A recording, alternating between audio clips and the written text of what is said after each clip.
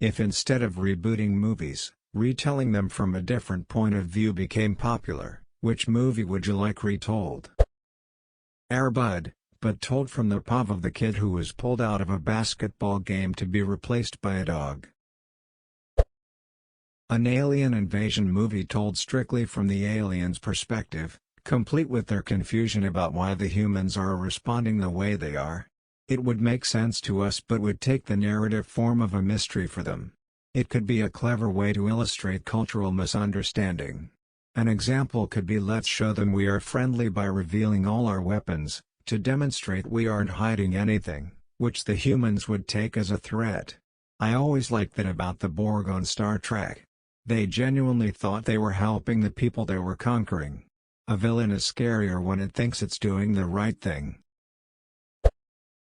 Nice try, Disney. Charlie and the Chocolate Factory from Willy Wonka's point of view. I wanted to hear his wicked thoughts. Aladdin, from Jafar's perspective.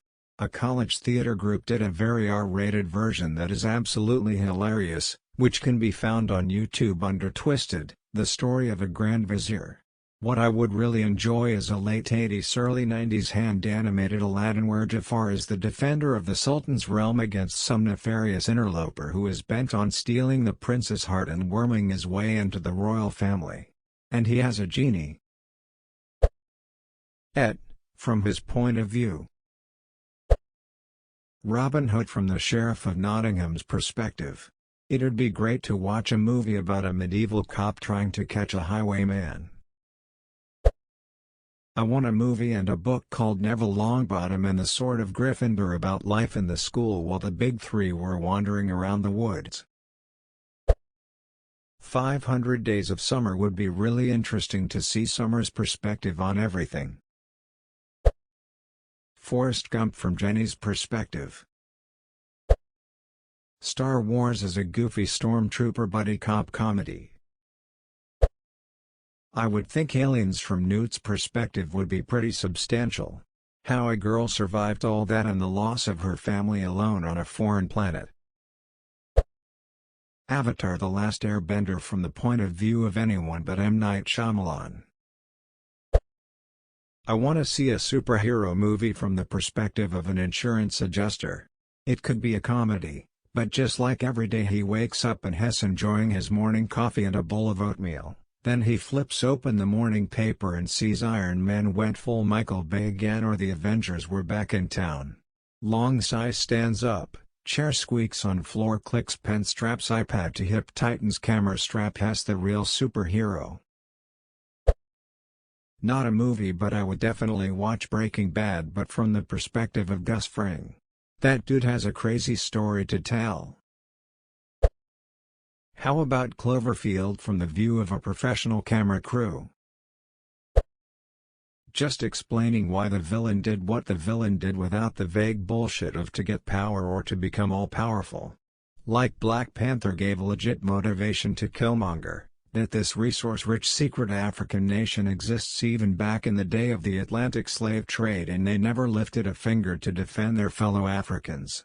Wakanda is pretty messed up. No one is a villain from their own perspective. Why does the villain think they're the good guys?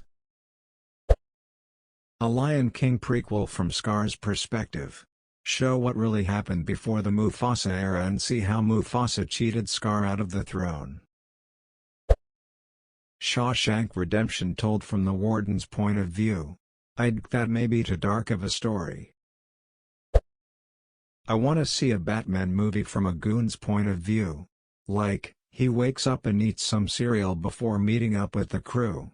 And just by chance he hung out with Joe the Goon that day instead of Bob. Now he is just gooning around at night when all of a sudden his ass gets kicked in by ducking Batman. He can't believe his bad luck. And just like that, he was gone. Coolest fucked up thing to ever happen to him. The Matrix told from Agent Smith's POV. Dude is doing everything he can to prevent a bunch of smelly rebels trying to ruin his battery factory. Harry Potter from Voldemort's perspective. Gimme that dark magic. Dark Knight, but just follow the Joker at all times. Star Wars only told from Vader's viewpoint. The Fifth Element from Ruby Rod's perspective. The Sandlot, from the cool kid's view. Rambo: First Blood is about the struggle of an honest sheriff trying to stop a sociopath from creating chaos and death in his town. Passengers, told like this. https://u2.bigskshuyuku. Horror movies from the Monster Ghost POV. Groundhog Day, a day in the life of Ned Ryerson. The Princess Bride from Humperdinck's POV. The Shining https://www.imdb.com/0081505, imploring the perspective of Tony, the imaginary friend of Danny. https://n.m.wikipedia.org Wiki Danny Torrance. Focusing on how Tony reckons the situation, start to finish, from inside Danny. Raiders of the Lost Ark. The Germans explain why this ineffectual American tried to interfere with their efforts to unleash the power of God. Princess. And the Frog. We got Maleficent out of Sleeping Beauty, so where the duck is Dr. Facilier's backstory. He had a debt with literal demons and nobody seems to give a shit. Semi-related.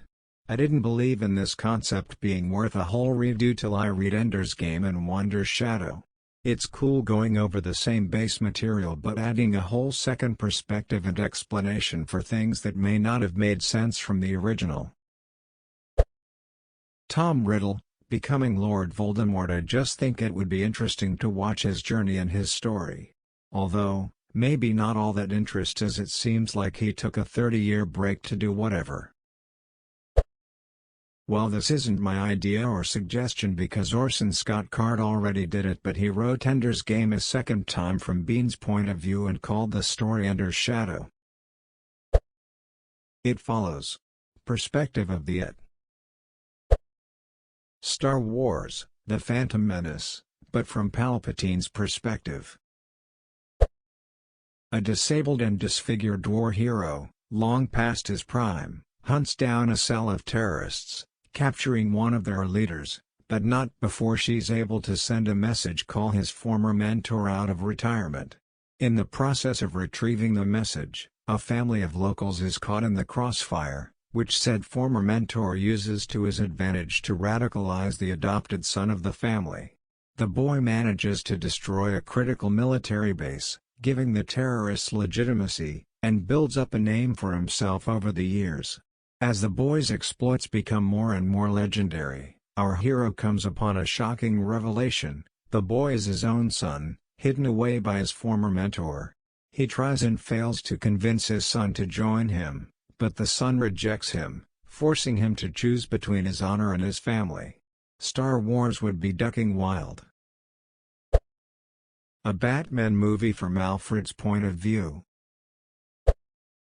The Sandlot from the perspective of James Earl Jones. How he grew up in the pre-Depression, pre-Civil Rights era, assuming he was born in 1890 to 1900s. How he fell in love with baseball, went blind, what his life was like. And more details on how the Beast came into his life and why rumors ran rampant about the pup.